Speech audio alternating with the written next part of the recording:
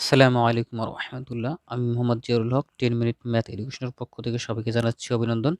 আমি আজকে honours third year এর লিনিয়ার প্রোগ্রামিং অর্থাৎ যোগাশ্রয়ী প্রোগ্রামিং এর একটি প্রশ্ন নিয়ে আলোচনা করব। প্রশ্নটি ন্যাশনাল ইউনিভার্সিটি অনার্স 12 সাল এবং 17 সালে এসেছিল। নিম্নের সমীকরণ জোটের বেসিক সমাধান নির্ণয় করো। এই প্রশ্নের সাথে সম্পর্কিত আরও 4টি প্রশ্ন করতে পারে। অনুকূল বা সম্ভাব্য সমাধান নির্ণয় করো, অনুকূলহীন বা সম্ভাব্যহীন সমাধান নির্ণয় করো, অধপতিত বা অপজাত সমাধান নির্ণয় করো, অধপতিতহীন বা অপজাতহীন সমাধান নির্ণয় করো। প্রদত্ত সমীকরণ জোট 1 নং সমীকরণ নাম্বারিং করব। 1 নং সমীকরণ জোটকে ম্যাট্রিক্স আকারে প্রকাশ করে পাই ax = b, যেখানে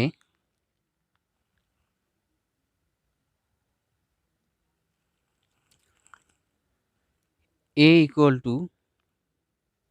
আমরা লিখতে পারি ম্যাট্রিক্স আকারে এই প্রদত্ত সমীকরণ জোটের চলকগুলোর সহগ দ্বারা এই ম্যাট্রিক্সটি গঠিত হবে। সহগ কত? x1 এর 4, নিচের সমীকরণের x1 এর সহগ কত? 3, তারপর x2 এর সহগ, x3 এর সহগ, x4 এর সহগ, x2 এর সহগ, x3 এর সহগ, x4 এর সহগ।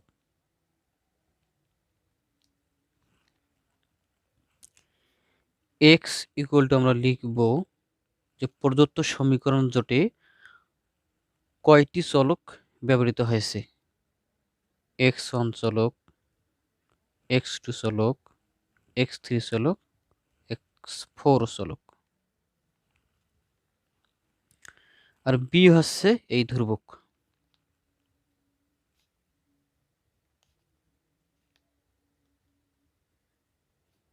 দেখা যাচ্ছে যে এই ম্যাট্রিক্সটিতে 2টি সারি রয়েছে এবং 4টি কলাম রয়েছে। তাই আমরা এই ম্যাট্রিক্সটি সম্পর্কে কি বলতে পারি? যেহেতু এ একটি 2x4 ক্রমের ম্যাট্রিক্স, সুতরাং এটি হতে 4c2 এর সূত্র আমরা জানি 4c2। আমি কি লিখছি? 4 × 4 - 1 / 2।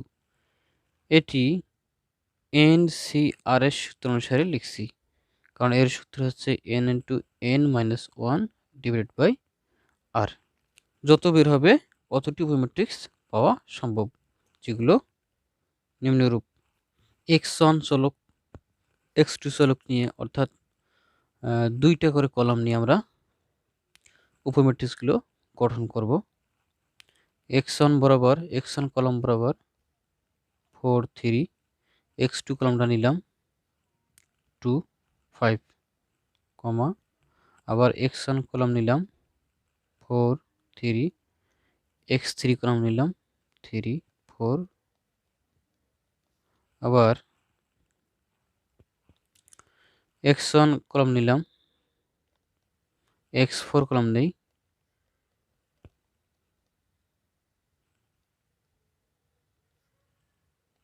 x2 কলামের সাথে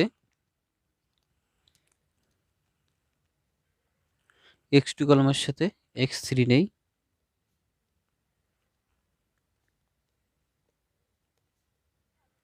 x2 কলামের সাথে x4 কলাম নেই,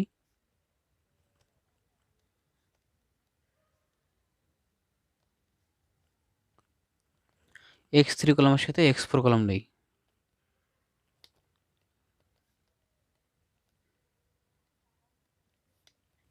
এভাবে আমরা 6টি উপম্যাট্রিক্স গঠন করব। এই যে ম্যাট্রিক্সটির নির্ণায়কের মান 0 হবে না, সেই ম্যাট্রিক্সকে আমরা অব্যতিক্রমী ম্যাট্রিক্স বলতে পারি। এখানে লক্ষ্য করি কোন উপম্যাট্রিক্সটির নির্ণায়কের মান 0 নয়। এটা 4 × 5 করি, 3 × 2 = 6, তার মানে এটা নির্ণায়কের মান 0 হইল না। এটা 4 × 4 = 16, 3 3 গুণ করে 9, এটাও 0 হলো না। 4 4 24, 3 8 গুণ করে হয় 24, এটার মান 0 হবে। তারপরে এটা 4 দুগুণে 8, 3 5 15, এটার নির্ণায়কের মান 0 হবে না।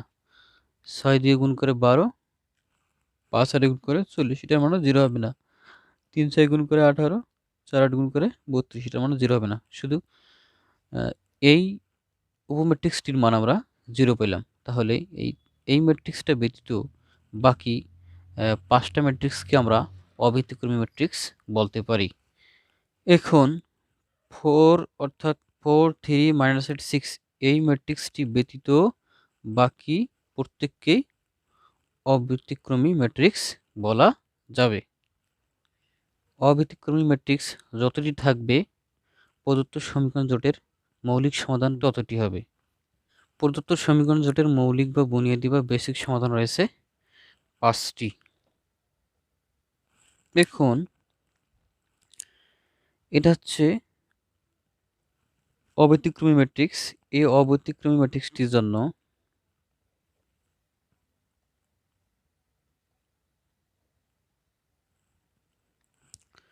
অব্যতিক্রমী ম্যাট্রিক্স পাশাপাশি এই ম্যাট্রিক্সকে কি বলতে পারি? উপম্যাট্রিক্স। এত উপম্যাট্রিক্সের জন্য বা উপম্যাট্রিক্সের ক্ষেত্রে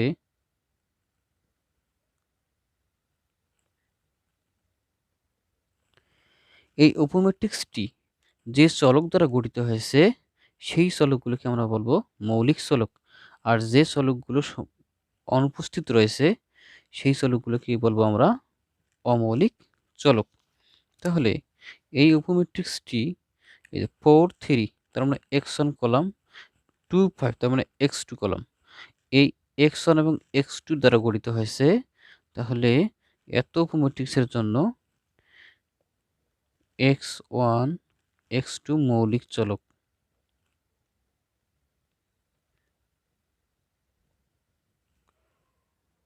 এবং এই উপম্যাট্রিক্সটিতে কোন কোন চলকগুলো অনুপস্থিত রয়েছে? x3 এবং x4।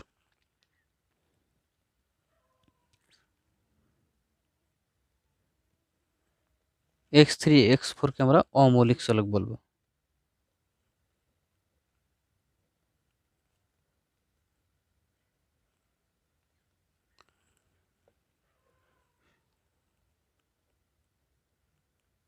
সুতরাং এক্ষেত্রে যে চলকগুলো অমৌলিক চলক বলতেছি সেই চলকগুলোর মান হবে 0। তাহলে x3 = x4 = 0। এর জন্য এক নম্বর সমীকরণ হতে পাই যে চলকগুলো দ্বারা উপম্যাট্রিক্সটি গঠিত হয়েছে সেই চলকগুলো দ্বারা আমরা সমীকরণ তৈরি করব। প্রথম সমীকরণ বরাবর x1 এবং x2 নিছি, তার মানে 4x1 2x2 = 6। তারপর 3 এবং 5,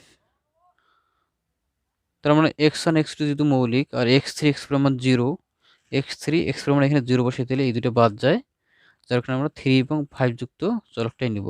3x1 5x2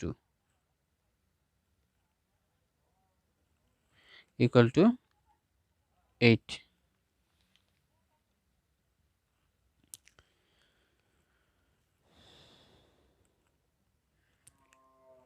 এই নতুন করে যে সমীকরণ জোটটা পাইলাম এই সমীকরণ জোটকে আমরা স্থানান্তর করব।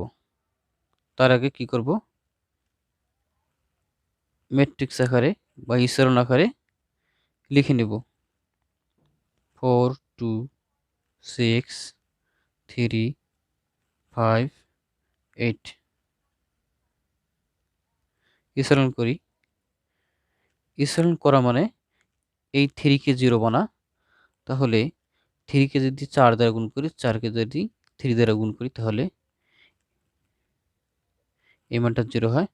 তাহলে নিচেরটাকে 4 দ্বারা গুণ করলাম, উপরেরটাকে 3 দ্বারা গুণ করলাম। 5 কে তাহলে কত দ্বারা গুণ করতে হবে?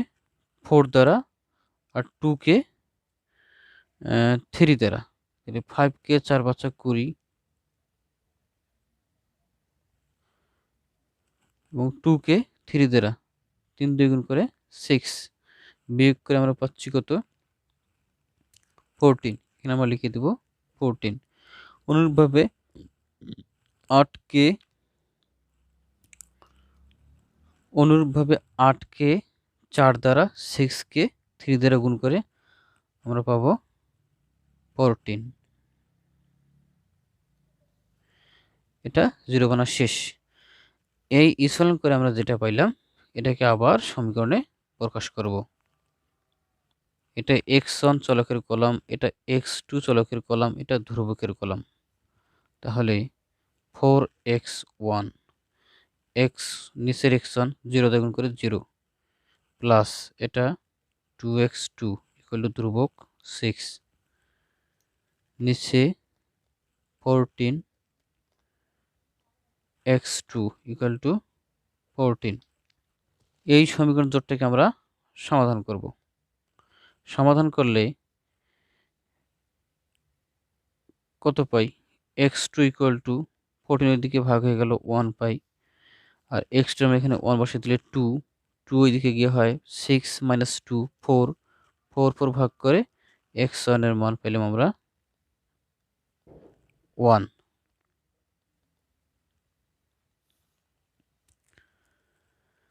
তাহলে আমরা এভাবে প্রদত্ত সমীকরণ জোটের একটি বেসিক সমাধান পেয়ে গেলাম। অতএব